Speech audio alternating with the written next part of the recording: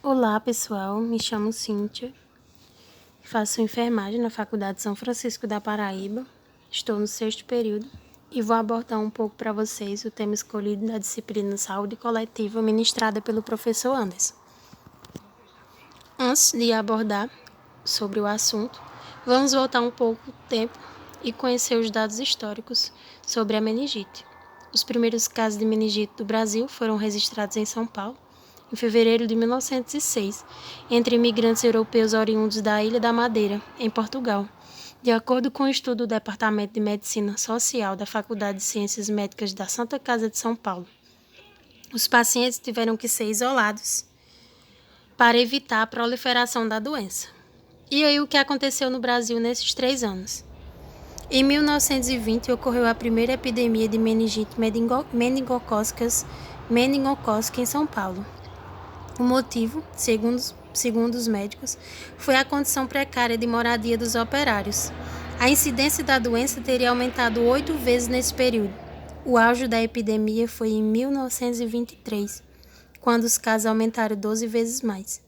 Em 1945, ocorreu o segundo registro de mais uma epidemia no Brasil. A taxa de incidência, que era de menos de 2 casos por 100 mil habitantes, passou para 9 casos.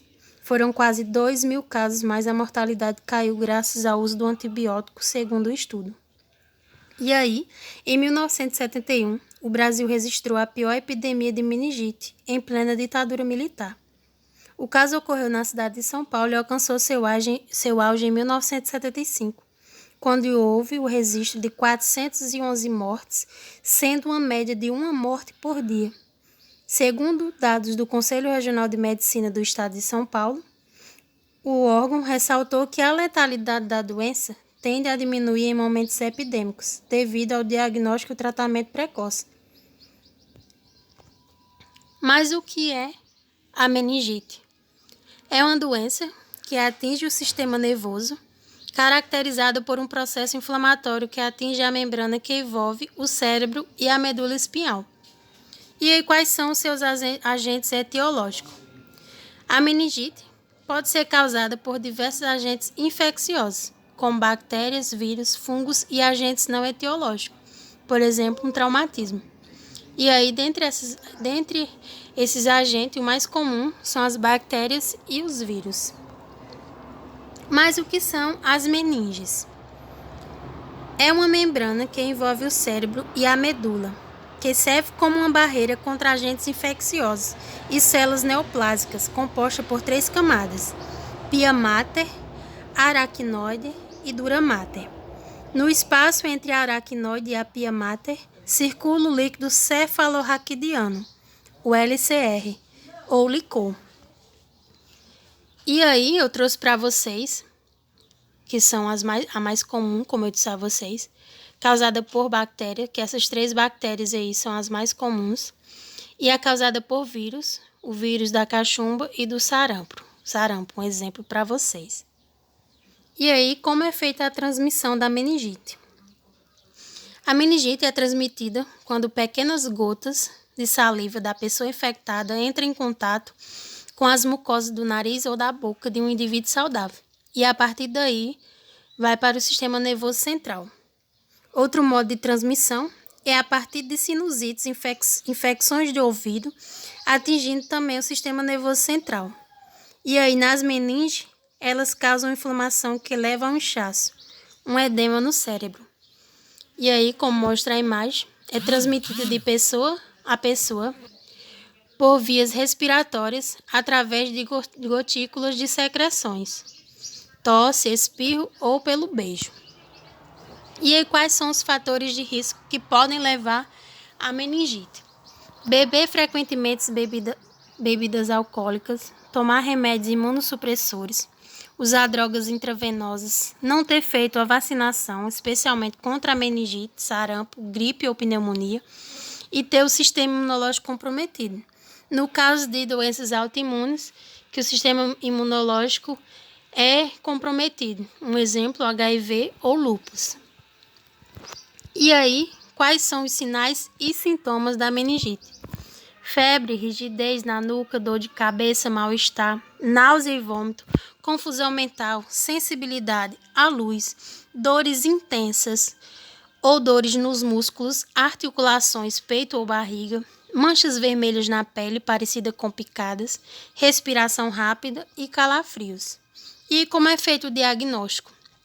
O conjunto de sintomas e um exame físico, por meio do qual o médico nota a rigidez na nuca, levantam fortemente a suspeita de meningite.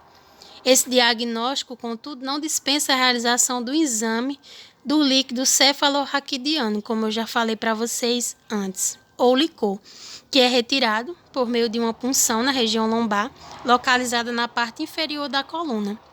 A análise desse material, que está contido nas meninges, e reflete o que ocorre no sistema nervoso central, revela a presença e o tipo dos agentes infecciosos e auxilia no planejamento do tratamento. Ou seja, através desse diagnóstico, a coleta desse material vai dizer que tipo de meningite a pessoa está. E aí, como é feito o tratamento? O tratamento das meningites bacterianas tem de ser introduzido sem perda de tempo, porque a doença pode ser letal ou deixar sequela, como eu vou falar um pouco para vocês: surdez, dificuldade de aprendizagem, comprometimento cerebral. E é feito com antibióticos aplicados na veia. Assim como para outras enfermidades causadas por vírus, não existe tratamento específico para as meningites virais. Os medicamentos antitérmicos e analgésicos são úteis para aliviar os sintomas. E aí, nas meningites causadas por fungos ou pelo bacilo da tuberculose, existe tratamento prolongado, à base de antibiótico e quimioterápicos por via oral ou endovenosa. E aí, algumas sequelas da meningite: amputação de membros, surdez, perda de memória, incontinência urinária, dificuldade de aprendizagem, perda de visão e problema nos rins. E aí, como pode ser feita a profilaxia? Como qualquer outra doença, e a higiene é fundamental na prevenção. Também não é diferente na prevenção das meningites. Lavar as mãos com frequência, especialmente antes das refeições. Alguns sintomas podem ser confundidos com de outras infecções por vírus ou bactérias. E aí não fique na dúvida: criança chorosa, inapetente e prostrada, que se queixa de dor de cabeça, precisa ser levado o mais depressa possível para avaliação médica de urgência. E adultos também, ao sentir todos os sintomas, também não devem esperar, devem procurar atendimento médico. E aí a vacina.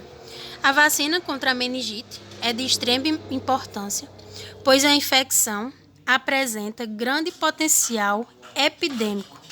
E a prevenção é o método mais eficaz para combater a bactéria.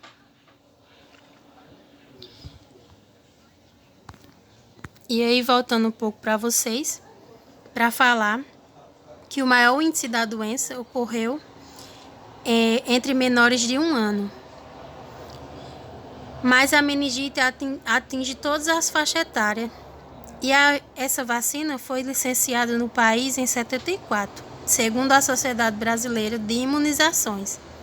E hoje existem vacinas contra diversos tipos de meningites, que pode ser ministrada a partir dos 3 meses de vida. E aí, a cobertura vacinal, segundo o Ministério da Saúde, dados preliminares da cobertura vacinal de meningite de 2018 mostram que o Brasil ainda está abaixo da meta. Em 2017, a cobertura ficou em 86% e em 2018, os dados preliminares mostram que a cobertura ficou em 79%. Houve uma queda, né?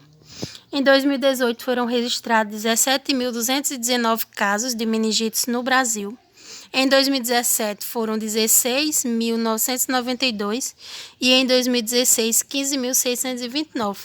E aí, São Paulo, como eu venho falando desde o início, desde os dados históricos, desde a antiguidade, é o estado com o maior número de casos registrados nos últimos anos. E aí, quais são as vacinas que o SUS oferece? Oferece 4 tipos de vacina para meningites bacterianas. E são elas: BCG, pentavalente, meningocócica e pneumocócica 10. A BCG protege contra a meningite tuberculosa. A pentavalente protege contra as infecções invasivas, que entre elas a meningite causada pela bactéria Haemophilus influenzae, sorotipo B.